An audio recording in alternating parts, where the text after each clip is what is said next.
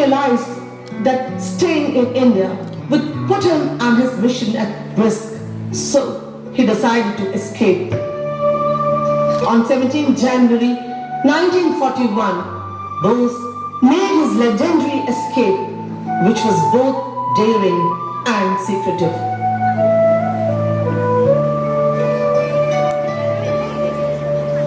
Bose travelled through Peshawar into Afghanistan, then reached Moscow via the Soviet Union. From Moscow, he moved to Berlin, Germany, seeking Axis support for India's independence.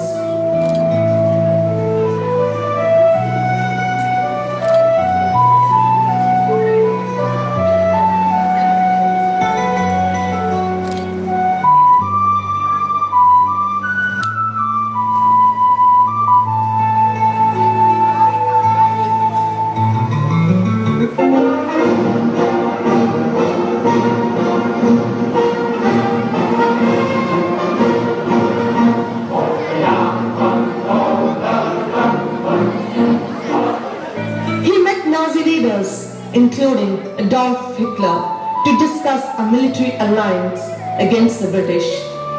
In Germany, he formed the Free India Center and established the Azad Hind Radio to broadcast freedom messages to Indians.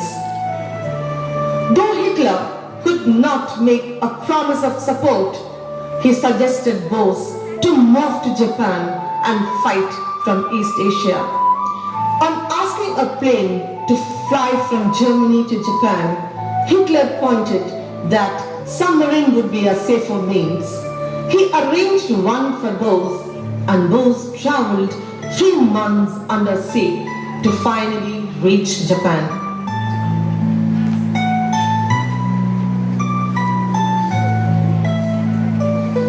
In 1943, Bose arrived in Singapore and took command of the Indian National Army, INA, from Rash Bihari. Under the leadership of Bose, INA became a disciplined fighting force of about 40,000 soldiers.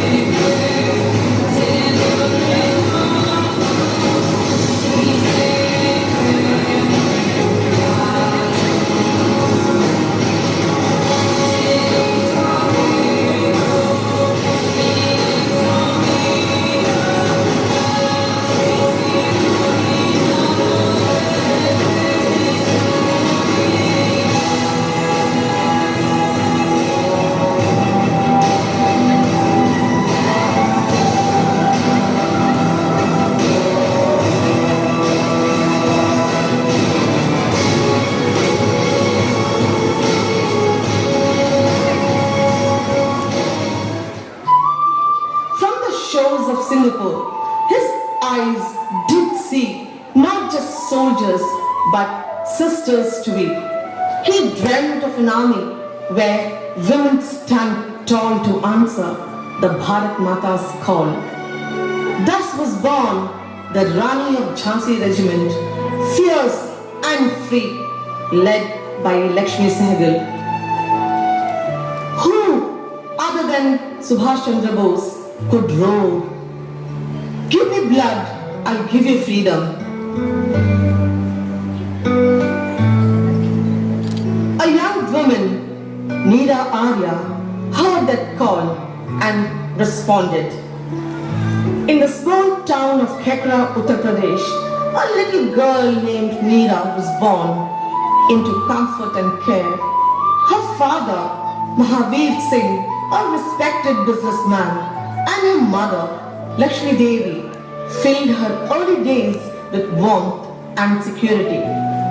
But fate can be cruel. At just 8, Neera and her brother, Basant, lost both their parents.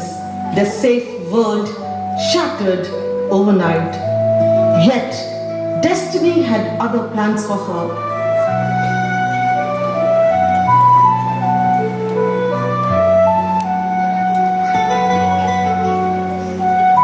Neera grew up under the ideals of the Arya Samaj, learning courage, self-respect, and the fire of patriotism. In her heart, a silent promise began to form. One day, she would serve her motherland with all she had.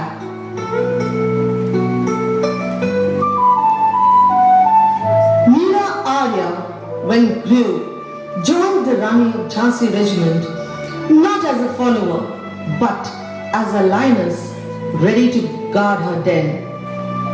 The bond between Bose and Neera was not of blood, but of purpose.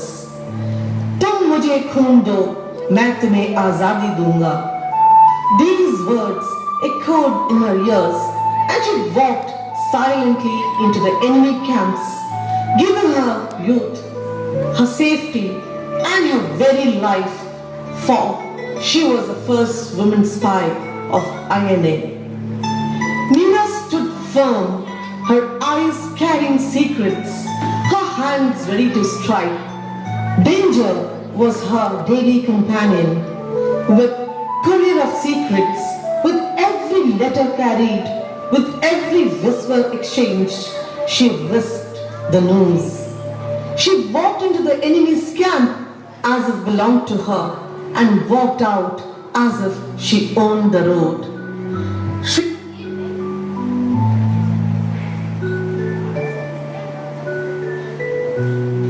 Shrikant Jay Ranjan, Neera's husband, a British intelligence officer, was to spy and capture Bose. He wanted the whereabouts of Bose to assassinate him.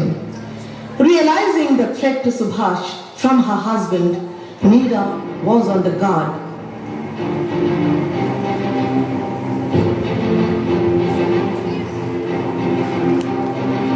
One day, when Neera went to meet Subhash, her husband followed and tried to shoot Subhash.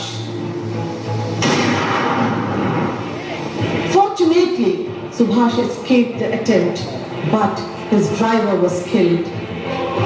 Neera, without giving a second thought, stabbed her husband to save Subhash.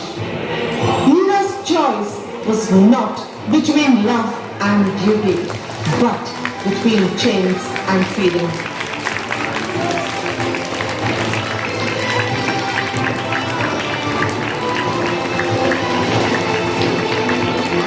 After the surrender of the INA, when the trial was held in Red Fort of Delhi, all the prisoners were freed, but Neera was punished for the murder of her husband, who was loyal to the British. She was sent to Kalampani, where she had to endure brutal torture.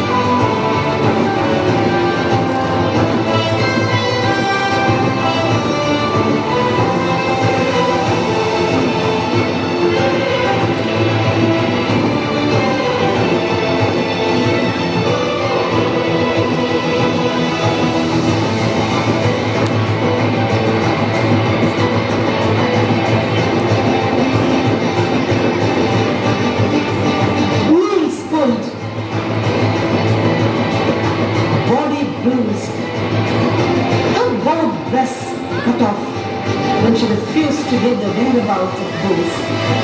The British authorities offered her a bail in exchange for information about Bose. Not a word came out of her mouth. She protected Subhash at every cost. She became his living shield, guarding him not with weapons but with courage that even death feared to touch. After this incident, Subhash declared the formation of the provincial government of Free India in 1943. In 1944 was a famous rallying call by Subhash to the soldiers of INA, urging to march to Delhi. Delhi Chalo, he led INA troops alongside Japanese forces in campaigns through Burma towards India. INA advanced to Imphal and Kohima, but faced severe shortages of supplies and harsh weather. Feet blistered, lips cracked with thirst, yet their eyes shone like burning coals. Japan's defeat in the Battle of Imphal forced INA to retreat. Japan surrendered to Allied forces in 1945 after the atomic bombings of Hiroshima and Nagasaki. Without Japanese support, INA forces crumbled and many soldiers were captured by the British forces. Subhash decided to leave Southeast Asia to avoid capture by the Allied forces. It was during this journey on 18th August 1945 that he reportedly boarded a Japanese military plane from Taiwan, which crashed. He vanished into history's haze. The world wept. Some say he died and some say he lived. The truth is this: his voice survives in every heart where freedom thrives. Nida Arya carried her scars like a soldier's star, proof of how brave women truly are. She chose the dream, she chose Bose. Nida worked in shadows unseen. After independence, she lived a life unnoticed in poverty, selling flowers in the streets of Hyderabad. Her name slowly slipped through the cracks of public memory in the storm of tyranny. Bose roared like thunder and Nida blazed like lightning. Together they lit the sky of freedom.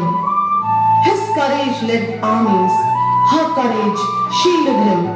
Both wrote their names in the blood and glory of India's fight. Together they proved that freedom's price is fearless sacrifice. There are names in history that fade like ink in old books. And then there are names that roar like the sea. Names that echo across generations.